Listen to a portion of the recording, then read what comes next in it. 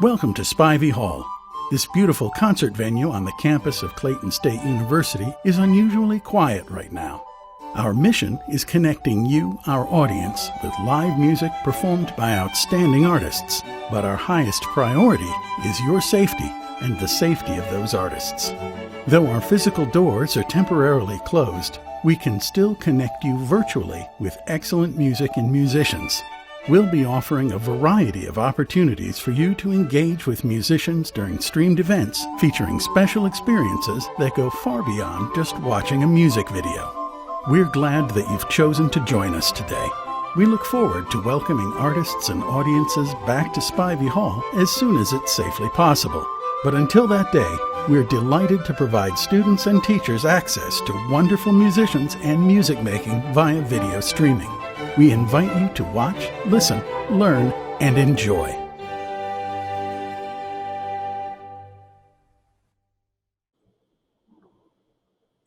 Greetings, friends. Look, we're back. It's another episode of the Spivey Hall Young People's Concert Series. Yes, it's okay to clap. It's okay to clap. It's okay to clap where you are. So today, one of the reasons why I'm really excited is because we have chamber music.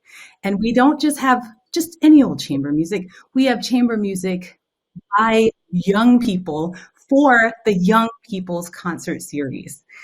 Franklin Pond Chamber Music. Oh my goodness, I can't wait to introduce you to them. But before we start, I want to make sure that we give a very special thank you and applause to our Spivey Hall Young People's Concert Series sponsor, Richard F. Tigner, in memory of Ben Franklin and Hugh Burke. Thank you. Okay, so Franklin Pond Chamber Music. Oh, joy. Franklin Pond Chamber Music is a unique year-round chamber music program for talented string students. This exciting program includes a featured performance by the talented Franklin Pond Faculty Quartet. You will meet in just a moment.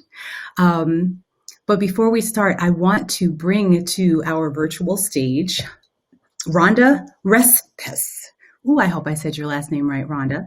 She is the founder and artistic director, yay, Rhonda Respes, of the Franklin Pond Chamber Music program, and Jenny Fairchild, our program coordinator. Let's welcome them to the stage. Where are you? Hey, good morning. Good afternoon. Morning. It's so glad that you're here with us today. We can't wait to hear the music. But before we start, we want to know a little bit about Franklin Pond. We want to know about just chamber music in general. Tell us a little bit about what we're going to see and who we're going to see and just chamber music in general. Is it easy to do what they're doing? Is it hard? What's going on? It's a lot of fun, I can tell you that. Yeah. We have two wonderful programs of study for chamber music for students that are 7th grade through 12th grade. And they divide in small groups of anywhere between 2 and 6. We've had 6 kids in one group sometimes. And they get together and rehearse and coach with wonderful faculty from the Atlanta Symphony Orchestra and the Atlanta Opera Orchestra. And they do many concerts, many performance opportunities, master classes with people from all over the United States and sometimes the world. And my daughter is Jenny Fairchild, and she is a chamber music lover herself and a beautiful violinist who plays with the Atlanta Opera. And she's going to tell you a little bit more about chamber music and what the joys of chamber music are. So when you play by yourself, you can get better, you can enjoy it, but it's like having a conversation with yourself. If you're just talking to yourself in the mirror or, in the shower or while you're making breakfast, when you play chamber music, it's like you're sitting and having a conversation with 3 of your best friends.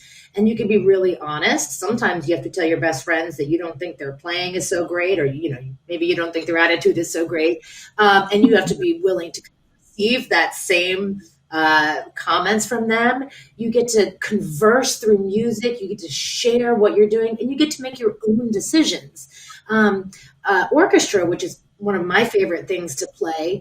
I love the grandeur of the sound, but you don't get to make your own decisions. You have to do what the conductor tells you to do. In chamber music, you have a lot more independence and you get a lot more responsibility.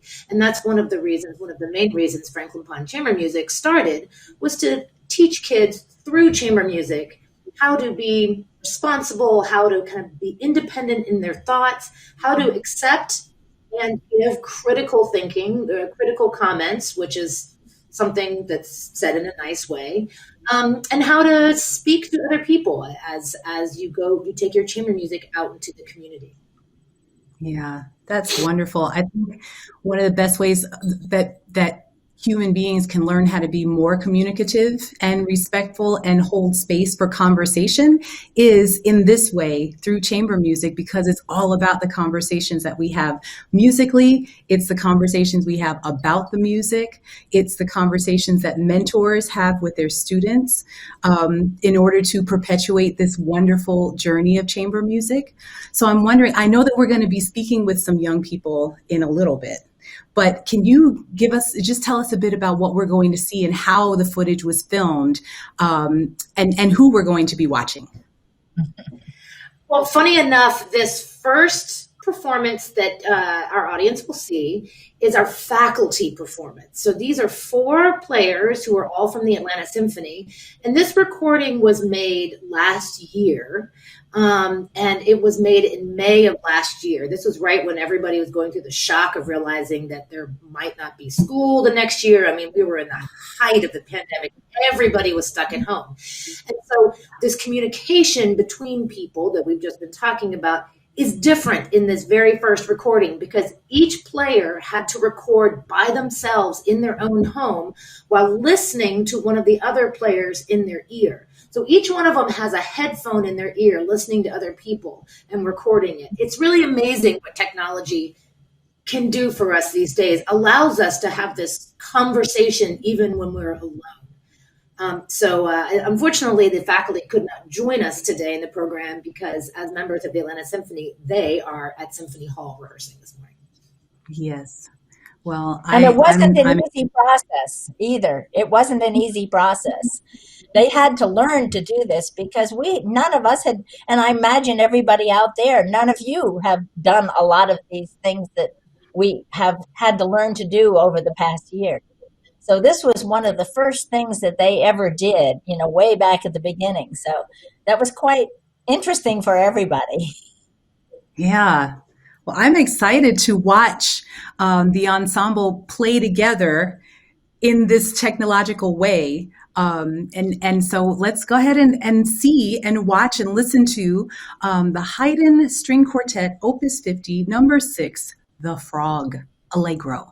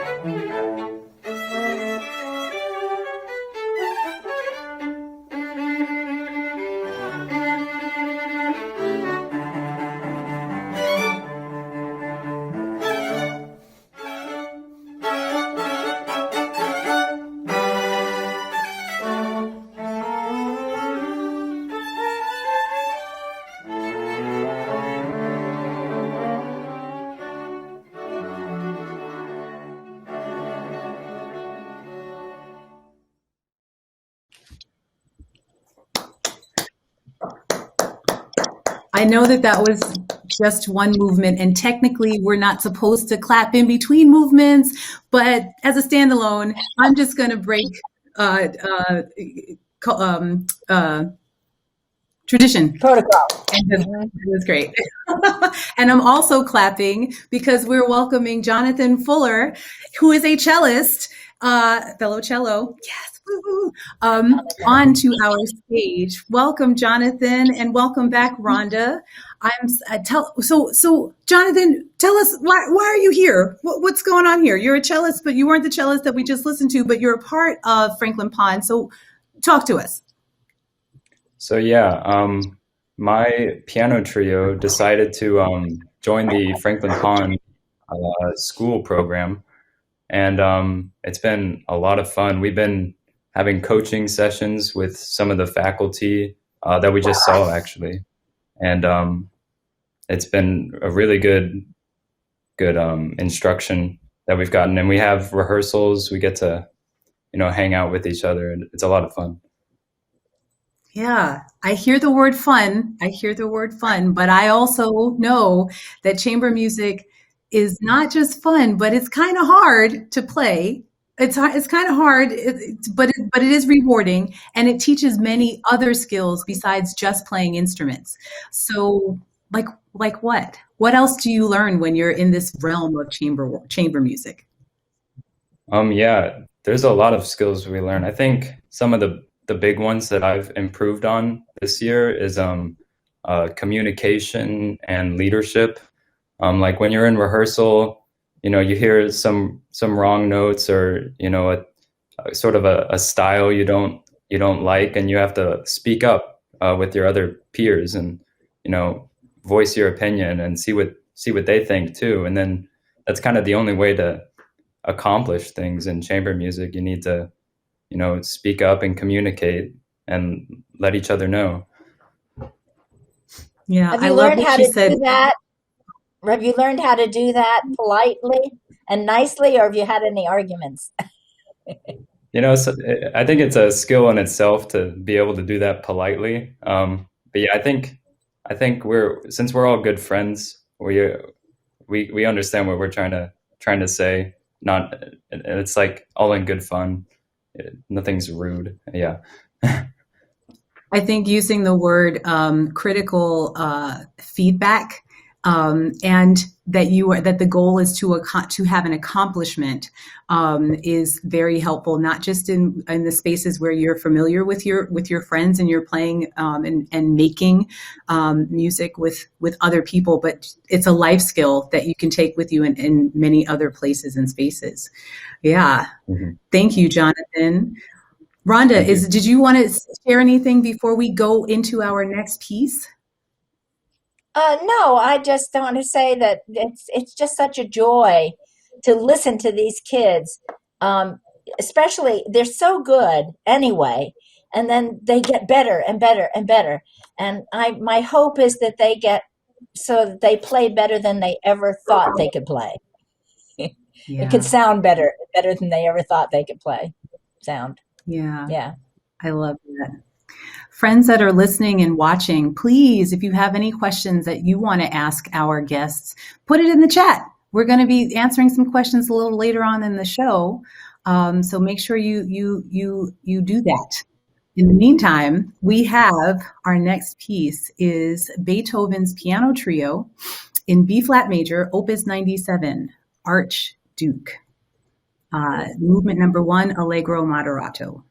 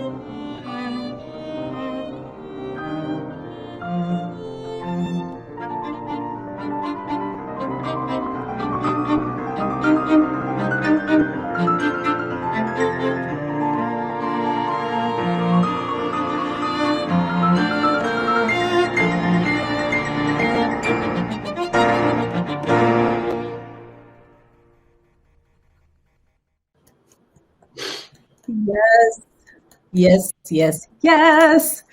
Oh, sidebar and kind of random, related yet unrelated. I can tell exactly how tall Jonathan is by how far out he had to put his end pin and how far back he was sitting in his seat. He is very much a tall cellist. That was fantastic. Oh my goodness.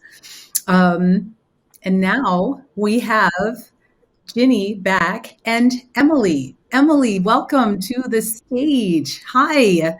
I know, because we talked about it earlier, that you are a violinist, and I just learned that you have been with Franklin Pond for a while. You're one of the long-standing, like, OGs a little bit. Yeah. Tell us about yourself. Tell us when you started playing chamber music, and just about all the different groups that you've played with since during your time with Franklin Pond. Yes, I have been playing with Franklin Pond for quite a few years, and during that time, I've gotten the opportunity to play in a quartet, two quartets, a trio, and a duet. And it's been really good. They've given us a lot of opportunities to do so many different things and so much different music. It's been really good. Mm-hmm. So do you as you're saying, quartet 4 and trio 3 and duo 2, do you just play with people that you know, or how do you find the different members? Is it the music that defines your groups? You know, like I want to play some Beethoven. I want to play some Beethoven quartets, or there's a really beautiful Bach duo. Does the music find you, or do you find the music? They assign us the piece of music that we play, and we learn it and just go over it and over it, and we start finding all the different parts of the piece, and we just it's really good because they give us a really diverse range of music. It's not something that we would expect all the time, so we get to learn a lot of new repertoire. Yeah. The that's faculty at Franklin Pond works to put groups together that are of similar age and ability, and hopefully living somewhere nearby each other in the city because it's such a large metro area. And we always make sure to give them repertoire, to give them music that is challenging, that is a step above what they can currently do. Because as we all know, just like you would do in school, you're taught the next level up, and that's how you get to the next level up. I love that you're providing this stretch to grow, and like within the mentorship, the ability to say, I know teenagers that you like what you know, but you might not know what you like. So let me show you this new thing. And yes, it's going to be some work, but you can do it. I know you can do it because you got what it takes. I love that. I love, love, love that. Ginny, can you tell us about the next piece we're going to hear and experience? Yes, the next piece is actually one of my personal favorites, and I'm so excited that Emily and her cellist duet partner Julia are playing this. It's called a Passacaglia, and it's written by a guy named Halverson. But this guy Halverson stole a song, a tune from Handel, a much older composer, and he took that short little 10-second tune and he made tons of different variations, really hard variations. This is like a concerto for violin and cello, and I am so impressed with how both Emily and Julia are performing this. So when you listen to it, listen for the very beginning, maybe about 10, 15 seconds. That's your main theme. That's like your first verse of the song. And then after that will be maybe, I think, 10 or 13 variations that have different personalities in them. And it ends in this big, like, crazy fun feel. So it's one of my favorite pieces. I love it. I love it. Listen up, folks. And if you have any questions or wonderings, be sure to put them in the chat as you're listening.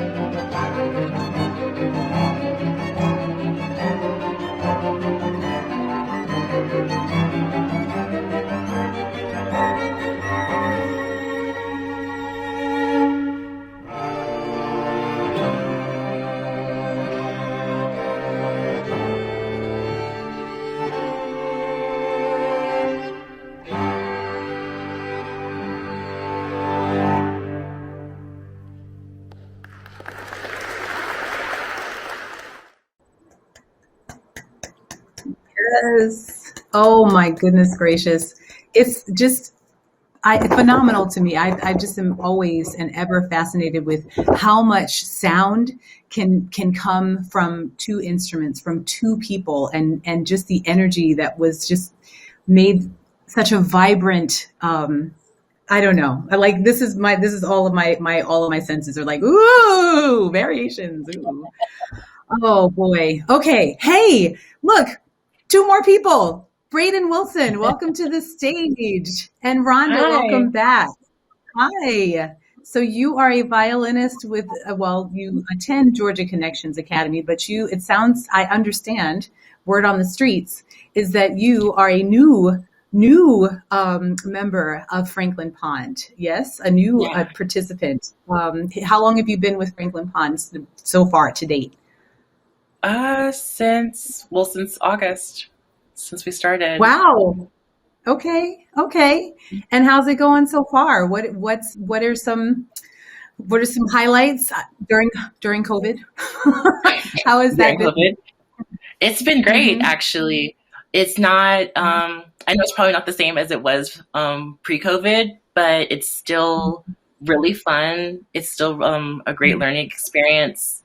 The best part is being able to make music again, being able to be in a room full of people, socially distanced, still following precautions, and still being able to have that connection and make music is definitely probably one of the best parts about being in Franklin Pond again.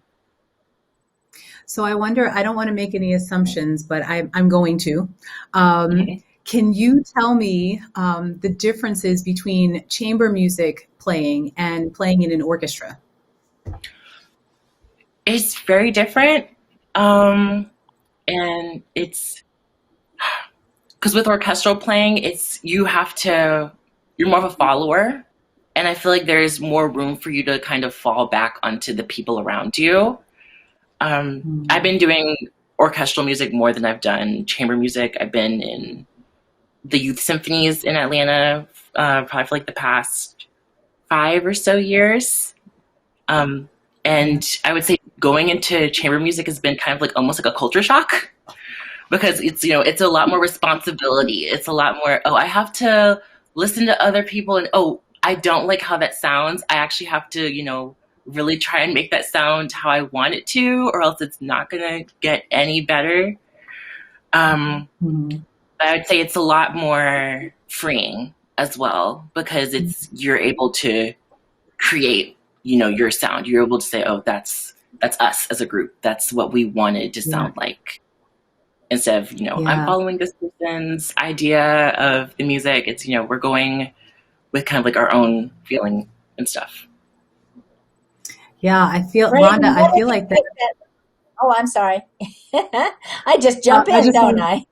No, well, I wanted to bring you in, but I was just going to ask you, just going back to some things that Jonathan had mentioned about leadership and community, and that's something that it sounds like the mentors and the faculty of Franklin Pond are leading our citizen artists into this space of finding their voice through music and also in communication. Would you say, or can you build on that? Sorry. The coaches of Franklin Pond are amazing, seriously. As far as instruction and getting different ideas, every single coach that we've gotten has come from a different standpoint, a different point of view, without it being like too confusing. We're able to understand it. They're able to break it down to us, for us to be able to implement it in the music and for it to make sense. And when we leave rehearsal, we're able to feel refreshed and able to have different ideas that, you know, we can say, okay, we like this from what they told us and we want to implement this in the music. And maybe that wasn't such a good idea that we were thinking beforehand. Let's try it this way, because that makes more sense. Yeah. Rhonda. Well done. Well said. I think there's a lot of, everybody has to be the leader and everybody has to be the follower. And you have to learn when to be a leader, when to be a follower. And you listen to everybody else but yourself, which we're not used to doing that much. You know, you're focusing in on the other players and blending with them and then taking up a solo. It's a very different sort of situation than playing in orchestra or solo playing. And really, I always think of this as a three-footed stool where you have to have orchestra, you should have private lessons for your solo, and you should have chamber music, because they're three totally different things. Yeah. Well, I know we have some more music that we're going to listen to, and I would love for Braden, can you introduce the next piece? Absolutely. So the string trio that I played in, we played the Mozart Divertimento in E flat major. And a little tidbit about it, it was actually it made string trios kind of relevant for the time, for the period that the music was made in. String trios weren't really made that often. They weren't as popular at the time. But Mozart, he wrote this piece to somebody that he owed a debt to, possibly for gambling.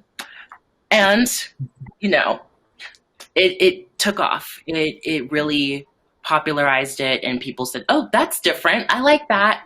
Let's do more of it. Yeah, we like it. Okay. Keep it. Well, I want to hear this. Can we hear it now? Can we go into this? Absolutely. We're going to. Yeah.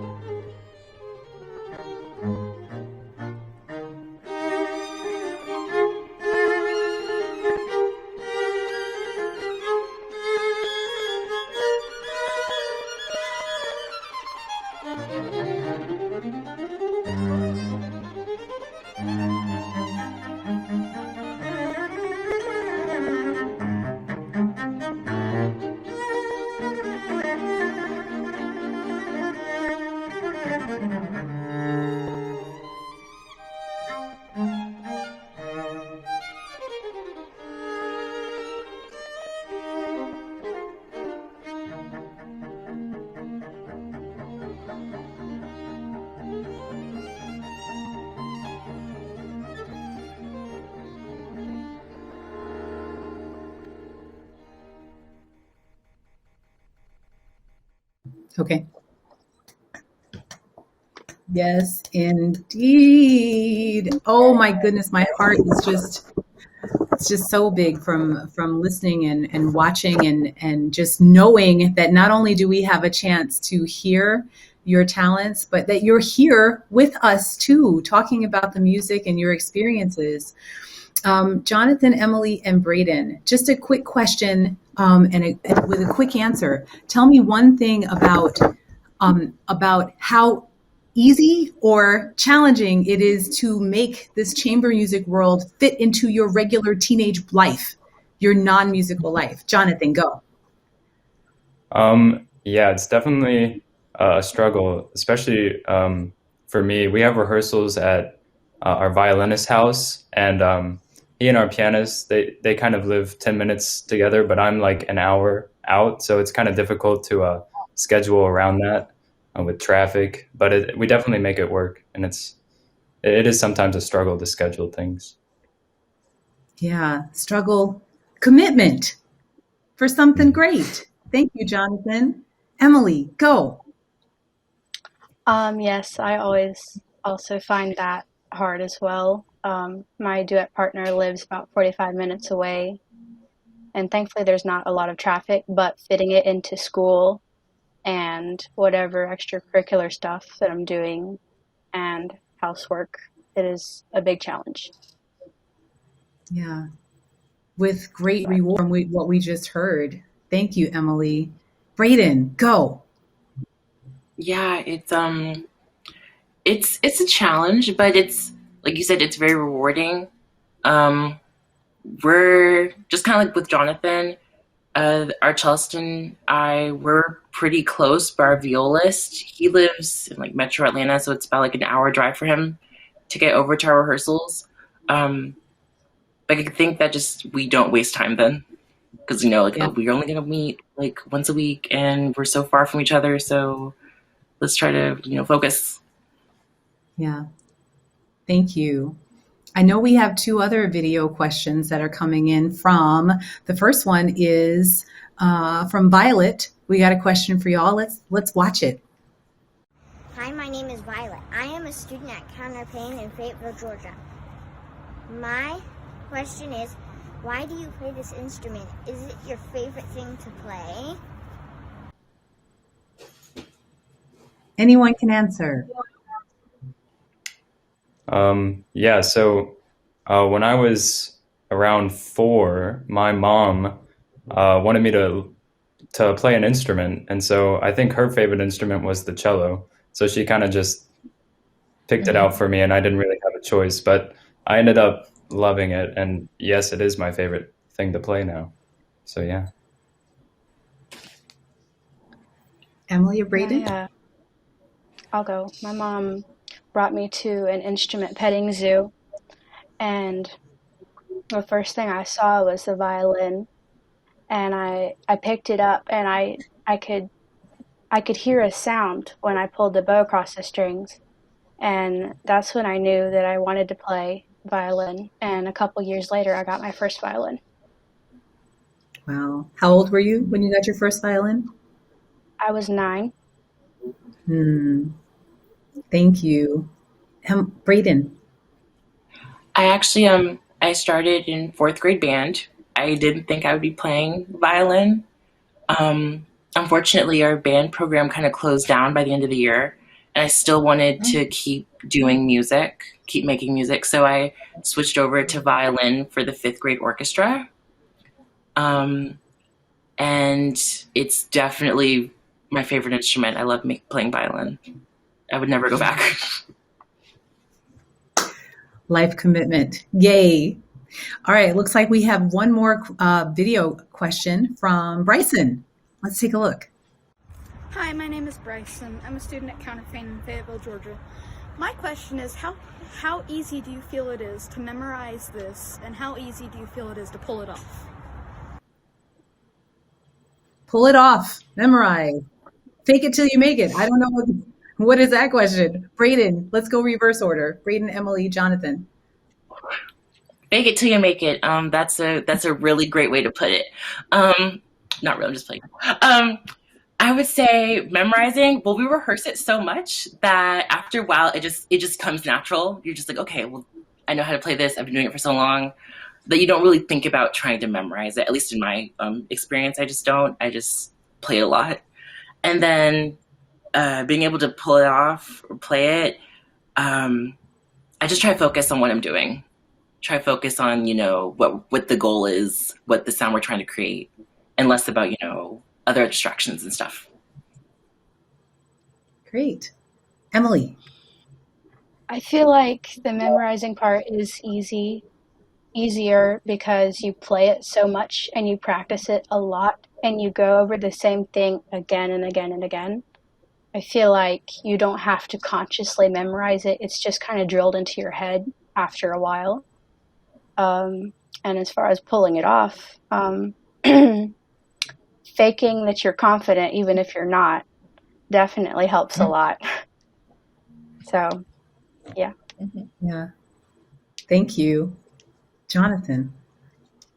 Yeah, I agree with Emily and Braden. The memorizing part, if you practice it enough, eventually you don't even have to try to memorize it. It'll just happen over time.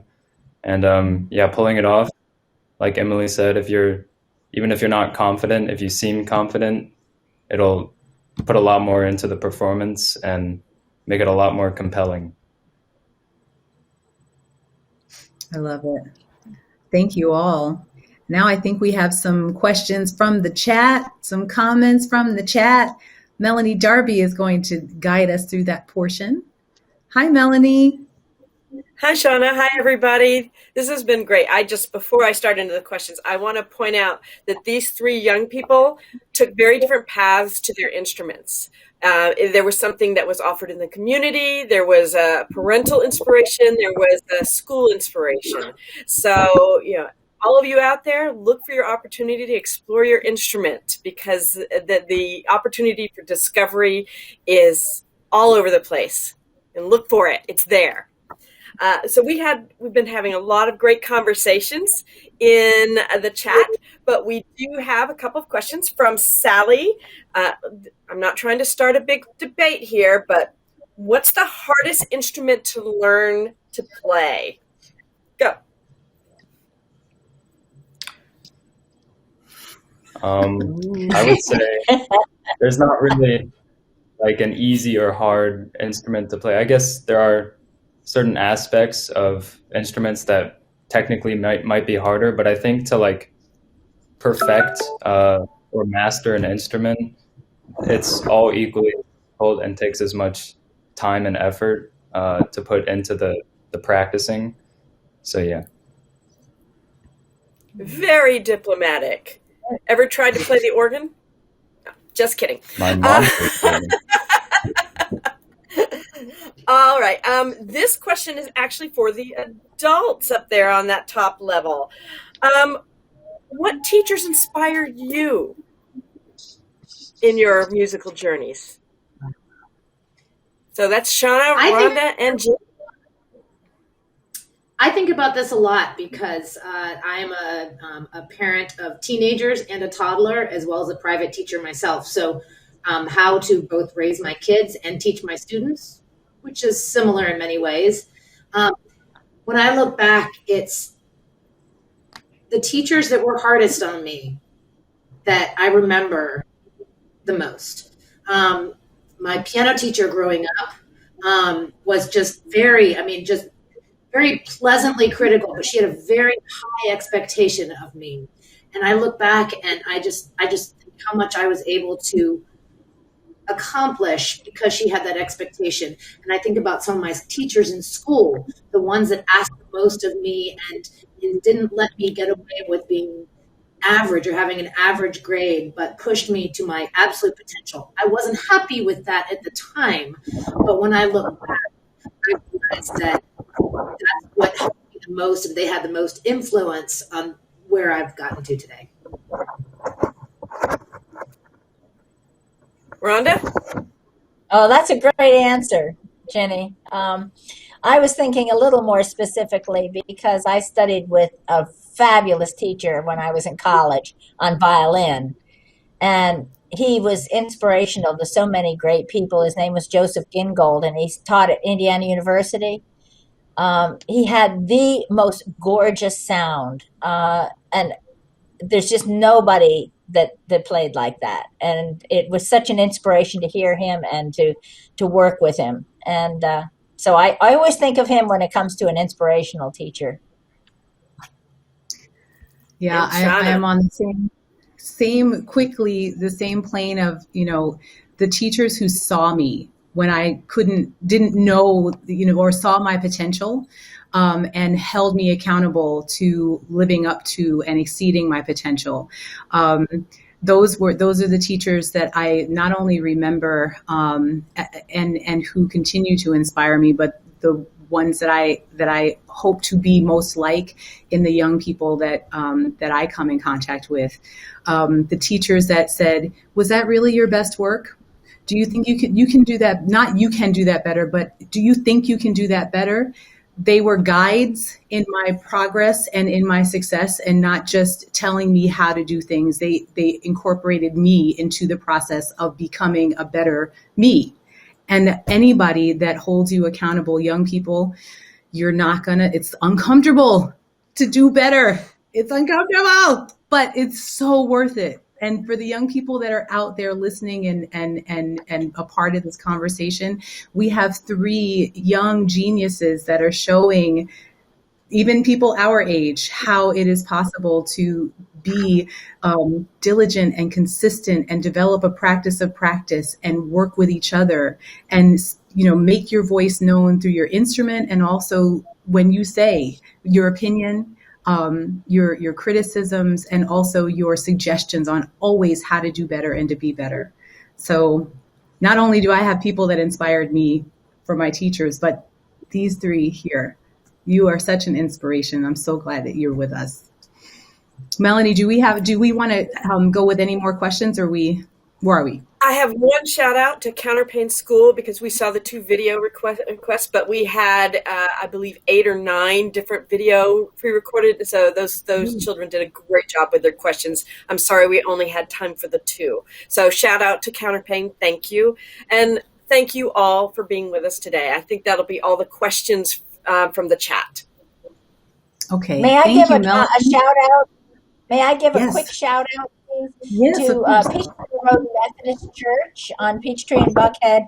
They have allowed us to be there for master classes and coaching and our concert on May 4th live, and have done everything they could to support us. And that's where you saw many of the videos recorded from. Yeah. So thank you. Looked beautiful, and it sounded beautiful, and it's just wonderful to have community partners that help you all as an organization to do your best work and to allow your students to show up in their best way.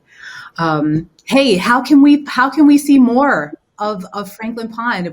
Tell us about YouTube, any upcoming events, dates. Tell us, how can we get more? Well, Franklin Pond has been very lucky to be able to put on some live concerts. So you can see these kids. It's hard to call them kids because they speak so well and they're so mature. But these young talented students, you can see them perform live on May 4th. That's a Tuesday evening at 7:00 at Peachtree Road United Methodist Church. As they perform their pieces, and there are 2 other groups as well that will perform. Peachtree Road has very strict social distancing policies, and it's a very large sanctuary, so it can accommodate quite a few audience members seated multi-rows apart. And then on May 29th, Franklin Pond is holding its annual chamber music competition. And hopefully you will see all, or at least some of these students, Jonathan, Emily, and Braden, in the competition. They compete for cash prizes. They play in an awards concert where the winners are announced. And although it has been at Spivey Hall in the past, and we miss our Spivey Hall so dearly, we are able to hold it at Peachtree Road United Methodist. So that's again Saturday, May 29th. The competition happens during the morning and afternoon, and the awards concert is at 4 o'clock. All of this information can be found on our website, franklinpond.org.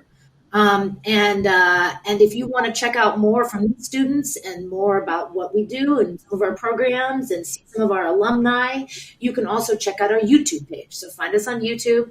We're on Instagram and Twitter, Facebook, and our webpage. So go troll us a little bit online. We're perfectly happy with that. That's awesome. Thank you, Jenny. Hey, we have one last question that we always ask all of our guests before we go. And I'll start with you, Jenny, and then if you can pass it along. This question is, tell us about a sound that you adore or a sound that you abhor. Well, besides the obvious, the sound of my kids' laughter, there's nothing better than that. Well, I was going to say. I'm going to have to go with a musical sound, but it's not so much of a sound as an experience. When I'm sitting in the middle of an orchestra and I'm playing, and chamber music as well, but an orchestra when there are 80 people and the brass and everybody is playing, to feel the vibrations come up into my chair and into my body. I'm experiencing the sound. I'm not just listening, but I'm experiencing the vibrations, and that always gives me the chills. And I absolutely love that feeling. Yes. And past I'd like to pass it on to my mother, who is Rhonda Rest. Well, I have a musical high for me. Is there are certain things that I've done with the chorus and the orchestra in the Atlanta Symphony that have just absolutely taken me to heaven. Just the most fabulous thing. On the other side, and I'm sorry to stop with this one, there's an ad on television that I just have to mute every time because I think, oh my gosh, I can't listen to that. There's an Xfinity ad, and I beg Xfinity to take that off their television. And pass it to someone. Jonathan. Sorry. Yeah, I think a sound I definitely dread hearing is my alarm going off in the morning. Yeah, definitely. I don't look forward to hearing that. But I think a sound that I adore, I think any sound you can create with friends, like chamber music and orchestra. And yeah, I really enjoy listening to sounds we can create with each other. I'll pass it to. I love the sound of any music made with friends and like that harmony that you have, especially when you maybe strike an ending major chord and like maybe even more than 4 parts, but like you just hold the chord and you hear all the different harmonies resonating, and I love that sound. It's so good. I'll pass it to Braden. I really like the sound. I really like the sound of wind blowing through trees. I really enjoy listening to like leaves just blowing in the wind. I think that's really soothing, personally. I just got a nice little breath of fresh air. I can't think of any sound that I think just automatically makes me cringe. But yeah, leaves are it for me. Leaves can be it. That's a wonderful way to end the day with all of the, it's March. It's coming in like a lion, right? And there's a lot of wind that's going to be blowing. So that's a great thing for us to all be mindful of as we think about this music that we just heard, as we think about the motivation and the inspiration and the empowerment from these young people playing wonderful music and bringing music to the world virtually for now, in person also for now. We've got all of these concert dates that are coming up where you can just continue to be inspired and inspire others. So just a big thank you to the Franklin Pond Chamber Music program and faculty and students and founders and program coordinators, just all the family, the Franklin Pond Chamber Music family. We thank you. Oh, thank you so much for being here. Spivey Hall. Oh, yes. I can't wait to meet you all in person, hopefully one day soon. For now, it's String Players Unite. Yes. And Spivey Hall, we thank you so much always for being a wonderful host of this concert series. Friends that were in the audience, thank you so much for being with us a little after 12. We look forward to seeing you next time. Bye. Thank you.